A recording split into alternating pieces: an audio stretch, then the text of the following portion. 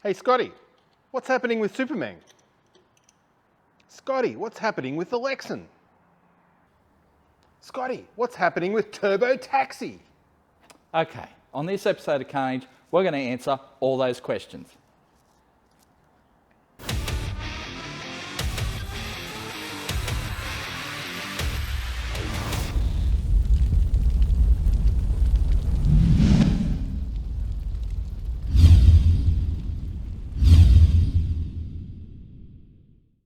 Hey guys, this year has been pretty big so far. I've got to say, 2022 is delivering for us.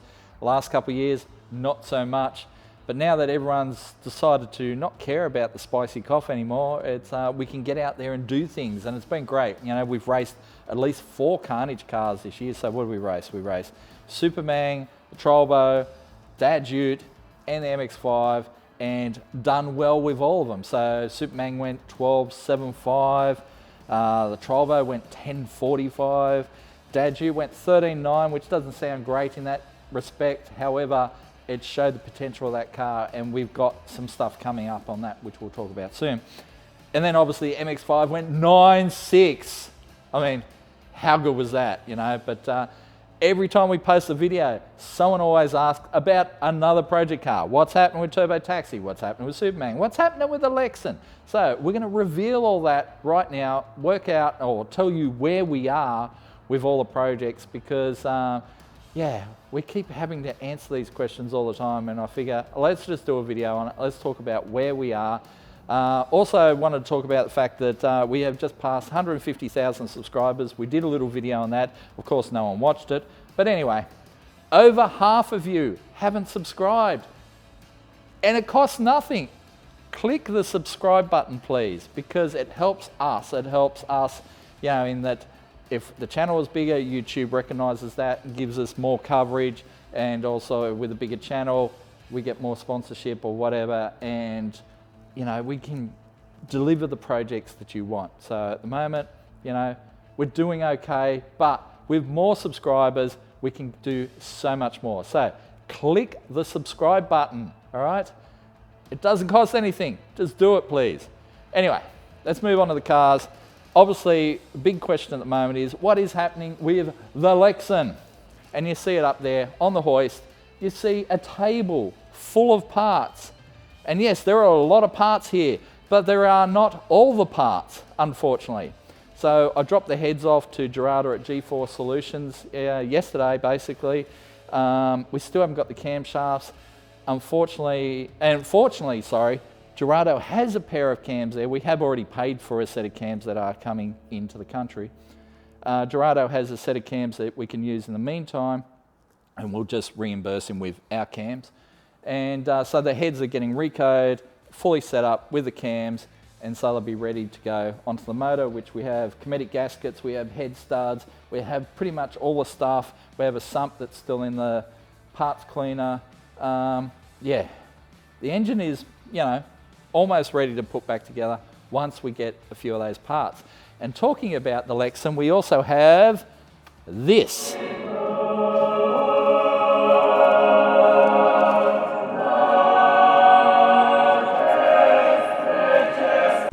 So yesterday, I was talking with Zane about, what turbo are we going to put on this Lexan and that sort of thing. And I've also been talking to Al from Skid Factory about this, and Al said anything that works on an XR6, like a 4-litre Barra motor, will work well on the 4-litre quad cam. Makes sense. And I said to Zane, what would you run on a, nice spicy Barra? And he's like, this is the perfect turbo, and I actually have one sitting there, and we're like, cool, we'll buy that off you. And we have. This is our turbo now. It is a GT42. It is a Pulsar turbo. It has a coated rear housing. It is a hefty beast. Look at that. So shiny. But yeah, Zane really recommends these turbos. Reckons they actually come up surprisingly good, considering they're going on a 4-litre. That is a lot of turbo. That is 1,450 horsepower capable turbo. It is a lot of turbo for this motor. We're not looking for that power, but we won't be choking it either. So That is the turbo that was on Trollvo as a comparison. So this was a decent turbo. That is a much bigger, spicier unit. Look at it. That's awesome. So that is going on the Lexan, yes. So we've got some more parts coming for that as well. Elate Manufacturing is actually making us up some turbo steam pipe log manifolds at the moment, so they'll be here next week. We'll talk more about that when they come, but yeah, they look pretty good. So big shout out to the boys at Elate. And yeah, so things are happening with the Lexan. Then we've got the Superman. The Superman sitting down there. It ran 12.75 with a V6. So it's 12-second V6. It's doing okay. However, we think it can do more. Paul Ruffo from Sydney, who's got the much faster L67, sent us down the throttle body the other day. Actually, sitting in the office there, it actually has Superman written across the butterfly, which is hilarious. And so much bigger throttle bodies that we're going to put on this. Unfortunately, the supercharger in this engine is not good. Imagine the sound that, like, say, 4 rocks in a cardboard box makes when you rattle it around. That is what the supercharger sounds like. It sounds really bad. We need another supercharger for it. So if you have a M90 supercharger for an L67 in good condition, get in touch with us. We'll buy it off you. You know, it's, yeah, if the price is right, of course. But yeah, I would like to do more with a supercharger, at least one more run with a supercharger, with a throttle body, a good supercharger, get it in the low to mid 12s, see how we go. The stroker motor is almost done. I dropped the sump off to the boys the other day. They've got to clearance the sump because it is a much bigger stroke. So we will have that 4.2 litre stroker going soon as well. So more from Superman shortly. It still runs and drives as it is. It just doesn't sound great with that supercharger making the rattling noise that it does. So anyway, let's move on. Over here to Turbo Taxi. Everyone keeps asking about Turbo Taxi. It's been 5 years, all right? So Carnage, we celebrated our 5th anniversary the other day. Carnage has been going 5 years. This is our OG Carnage car, Turbo Taxi. The plan always from the start, well, actually, in truth, the original plan was that we run 11s on LPG with Turbo Taxi, but I thought that felt a bit soft, so let's go 10s on LPG, because it ran 11s actually quite quickly when you think about it. But the fastest that we've ever run with this car is 11.00 at 131 mile an hour or thereabouts. And of course it popped an engine on that run doing an 11.00. In the meantime, we've had several engines in there and they just haven't survived. So we've decided to bite the bullet, and here we have it. Rods and pistons. So we've got some nice rods there. I'll unwrap that. It's a nice H-beam rod. Some ARP 2000 bolts to go with them. So good H-beam rod there. So we're going to build up a barrow motor with rods and pistons. Pistons look pretty sexy as well. I'll show you one of those.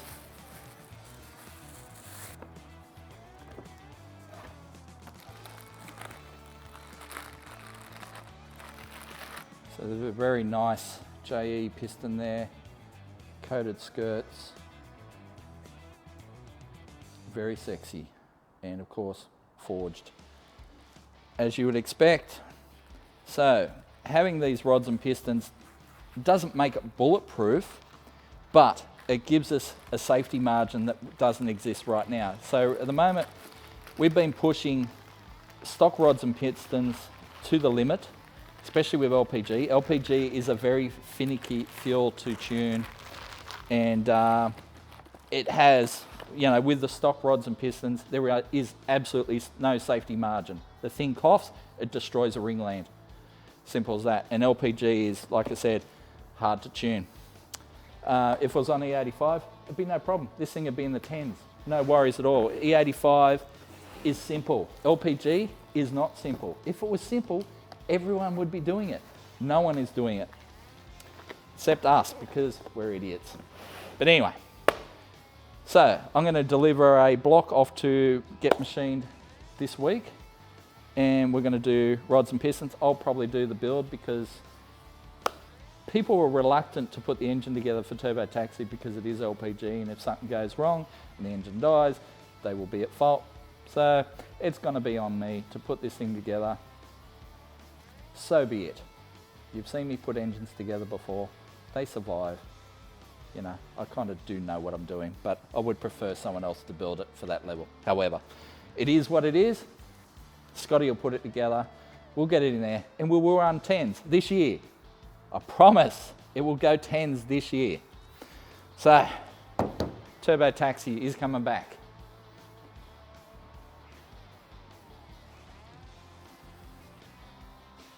And then, of course, we've got the MX-5, the queen of the fleet, so to speak, right now, in that it is the quickest car we have. It's the quickest car we've ever had, and quickest car I've actually ever driven down the track. I've driven quicker cars on the street, but at the track, 9.6 is my personal record. 9.6 is the Carnage record, and we really feel that this thing will go 8s. Funny thing, I watched the video again the other day, and on the run where it ran 9.62, you can actually hear the tyres turning on the track. So it still ran its fastest time, spinning the tyres off the line. At the time, I couldn't work out why the 60 foot was down. That is why the 60 foot was down, because it was actually turning the tyres off the line.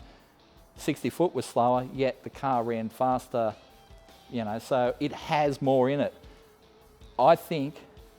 Personally, I think there's an easy 950 in it right now as it sits, possibly a 940. I know if I stick someone like Adam from MPW in there, it'll run 940 with him because, you know, he's at least 50 kilos lighter than me, so he would go 940 straight away, and he knows how to drive a fast car anyway. So I think we asked the question, you know, should we go for 8s? Everyone said yes. So we're going to do it. We're going to go for 8s with this, with the stock green top. That's another thing we don't really talk about. The fact is, that is a stock bottom end green top, all right? It has valve springs, it has head studs, kinetic gasket, and oil pump gears. Other than that, it is just a green top. Stock pistons, stock ring gaps, stock rods and crank. So it does pretty well for what it is. And I do think we can get it in the 8s. We will take some weight out of it. I think we discussed that a little bit before in that, you know, doesn't need a passenger seat, doesn't need airbags, doesn't need the side glass. The glass is in these doors, yet it doesn't operate because we don't have the controls to operate the glass up and down. So it's just carrying dead weight that the car doesn't use anyway. So I think there's an easy 60 kilos that we can pull out of this car very quickly. So 60 kilos is a 10th straight there. We've got the anti-roll bar on the way from Enemies Racing Australia. So that'll go into the car, help it launch straight. Zane reckons there's an easy 50 horsepower in the engine. So we'll get that, and then we'll set up a 2-step. The thing will go 8s. And then if it doesn't go the 8s with me, if it runs a 9.0, we're gonna have Adam from MPW on hand to jump in the seat, and he can take it into the 8s if he needs to, because, yeah, you know, I'm a chunky boy. I'll admit it. But this car will go 8s. After that, we'll have to reassess. People are saying, after 8s, go for 7s. 7s in this car is going to be a very sketchy proposition. I'm not sure that we want to go there. It would certainly include like doing a built motor for it. But 7s? The record the record worldwide for MX-5s is 749, I believe, and it is a Sydney car, built by, it's owned by, the name escapes me right now, Ali, I think his name is, and Pack Performance does all the tuning work on it, and it's a 13B turbo, and it runs 740 something, and at 180 mile an hour, it is super fast. So the world record for us is out of reach, I believe. However, we could go pretty fast. If we go 8s, that would be pretty fast. And then the Trovo. So you would have already seen the video where we tried to run it up with the new turbo on it, and it choked, okay? The turbo was pushing so much exhaust volume that it basically choked up on the exhaust. We cut the exhaust in half, found that, yeah, that definitely was a problem. So I had the boys from Max Performance do me a 4-inch dump. So it has a nice 4-inch dump in it now.